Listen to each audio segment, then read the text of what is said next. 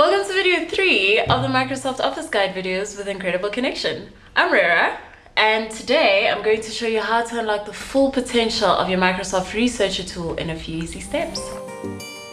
Let me show you how easy it is to write a research paper in Microsoft Word. From updating your table of contents with a click of a button to seamlessly researching and citing documents all within Word.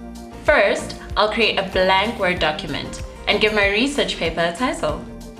Next, I'll open Researcher by selecting the reference tabs and clicking the Researcher icon. As you can see, from the search bar, I can immediately start researching my topic. Just like that, results show up right within Word. While browsing topics, I can begin structuring my research paper by clicking on plus icons next to my search results. This grabs titles right from my search results and places them into my documents as headings. This makes it easy to automatically generate a table of contents by simply clicking the table of contents icon. Once I have my paper structured, I use Researcher to begin researching right within Word. Researcher also allows me to cite directly from information I have found. This is achieved by simply highlighting the info and clicking on the Add and Cite link that appears. The information is then automatically copied directly into my document along with the citation.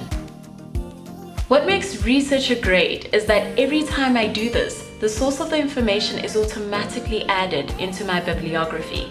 That's right, adding a bibliography is now one click away. Neat, right? As I update my document, my table of contents will need to be updated too. Easy. All I need to do is select the Update Table icon and voila! Now that you know how to use Microsoft Researcher, you can focus on your content and leave all the technical lifting up to Microsoft Word.